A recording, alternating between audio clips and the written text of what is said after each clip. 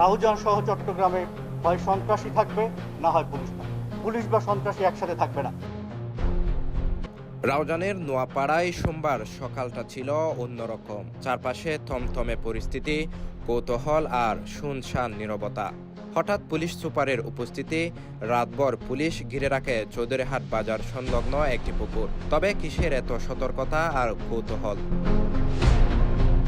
নোয়াপাড়ার চৌধুরীহাটে ভোরের নিস্তব্ধতা ভাঙল পুলিশের অভিযানে। সূর্যের আলো ফোটার সাথে সাথেই শুরু হয় পুলিশের পুকুর সেচের কাজ। তখনই আশেপাশে জড়ো হয় উৎসুক জনতা। পানি কমতেই পুকুরের তলদেশ থেকে উঠে আসে একের পর এক ভয়ঙ্কর দৃশ্য। পুকুর থেকে পুলিশ উদ্ধার করে একটি চাইনিজ রাইফেল, একটি শটগান ও গুলি। অস্ত্র উদ্ধারের খবর ছড়িয়ে পড়তেই এলাকায় সৃষ্টি হয় চাঞ্চল্য। রাউজানে সাম্প্রতিক হত্যাকাণ্ডের পর উত্তপ্ত হয়ে উঠেছে গোটা এলাকা। জানা গেছে, একের পর এক হত্যার ঘটনায় নড়ে চড়ে বসেছে আইন শৃঙ্খলা বাহিনী। এসব ঘটনায় ব্যবহৃত অস্ত্র উদ্ধারে ও চিহ্নিত অপরাধীদের গ্রেফতারে দিনরাত অভিযান চালাচ্ছে পুলিশ। হত্যাকাণ্ডের রহস্য উদ্ঘাটন এবং থানা থেকে লুণ্ঠিত অস্ত্রের উৎস ও ব্যবহারকারীদের শনাক্তে শুরু হয়েছে ব্যাপক অনুসন্ধান। আর আমাদের আপনাদের মাধ্যমে তাদের কাছে প্রত্যক্ষ একটা সরাসরি মেসেজ দিতে চাই যে তারা যদি নিজেরা আত্মসমর্পণ করে আইনের আশ্রয় গ্রহণ করে এবং বিচার অনুযায়ী তারা যদি আইন মেনে নিয়ে তাদের জীবনযাপন করতে চায়, সেটা একটা ভিন্ন কথা। এর যদি ব্যত্যয় ঘটে এবং পরবর্তীতে তারা যদি আবারও কোনো অপরাধ সংগঠন করতে চায়, আমরা পুলিশ সর্বোচ্চ কঠোর অবস্থানে যাব। আমাদের কথা সরাসরি একটাই কথা, রাউজান সহ চট্টগ্রামে হয় সন্ত্রাসী থাকবে, না হয় পুলিশ থাকবে। পুলিশ বা সন্ত্রাসী একসাথে থাকবে না। পুলিশ জানায়, সেদিন উদ্ধার করা অস্ত্রগুলি প্লাস্টিকের প্যাকেটে আবৃত করে পুকুরে লুকিয়ে রাখা হয়েছিল। চট্টগ্রামের রাউজানে বিএমপি কর্মী আব্দুল হাকিম হত্যার মামলায় গ্রেফতার হওয়া দুই যুবকের তথ্যে এসব অস্ত্রগুলি উদ্ধার করা হয়। গ্রেফতার দুজন হলেন নোয়াপাড়ার চৌধুরীহাটের মোহাম্মদ শওকতের ছেলে মোহাম্মদ সাকিব ও মোহাম্মদ সুবাহানের ছেলে মোহাম্মদ শাহেদ। আমাদের কাছে তথ্য ছিল কুর বা কোনো ডোবার মধ্যে আরও অস্ত্র তারা লুকিয়ে রেখেছে।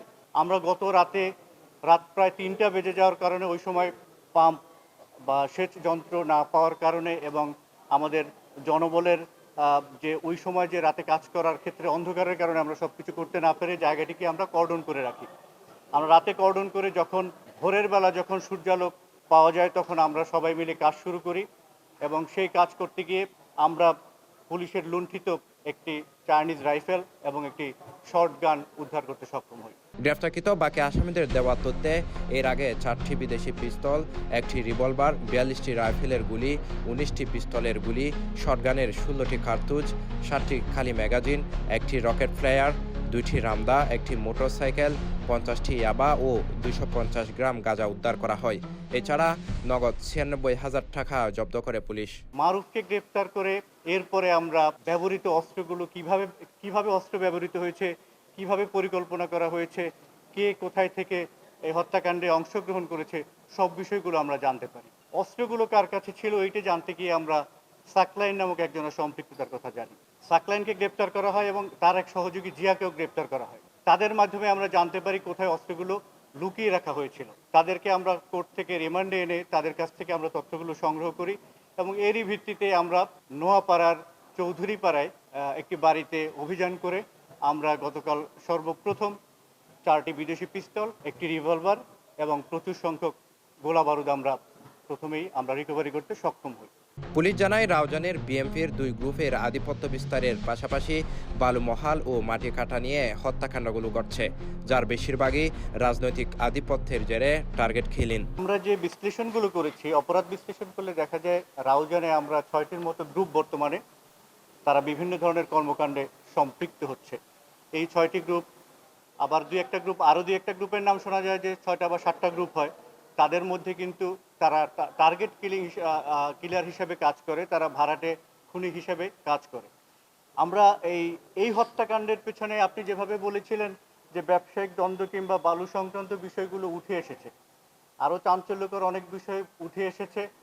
আমরা সবাইকে পুরোপুরি, যারা নির্দেশদাতা, যারা পরিকল্পনাকারী, তাদের সবাইকে গ্রেফতার করার আগ পর্যন্ত পুরো বিষয়টি আপনাদের সামনে আমরা এই তদন্তের স্বার্থেই আমরা বলতে এই মুহূর্তে বলতে চাচ্ছি না, আমরা যথাসময়ে আবার বলবো। এর আগে গত 7 অক্টোবর হাটহাজারীর মদনাঘাট এলাকায় মোটরসাইকেলে এসে মুখোশধারীদের ব্রাশ ফায়ারে খুন হন বিএমপি কর্মী আব্দুল হাকিম চৌধুরী। এ হত্যা মামলায় গত সপ্তাহে আব্দুল্লাহ খোকন, মোহাম্মদ জিয়াউর রহমান, মারুফ, সাকলাইন নামের 4 জনকে গ্রেপ্তার করে পুলিশ। সে সময় একটি 1 নলা বন্দুক ও একটি এলজি উদ্ধার করা হয়।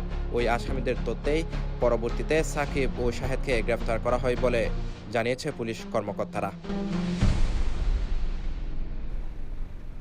Sheikh Mohammad Faisal, CTG post, Chittagong.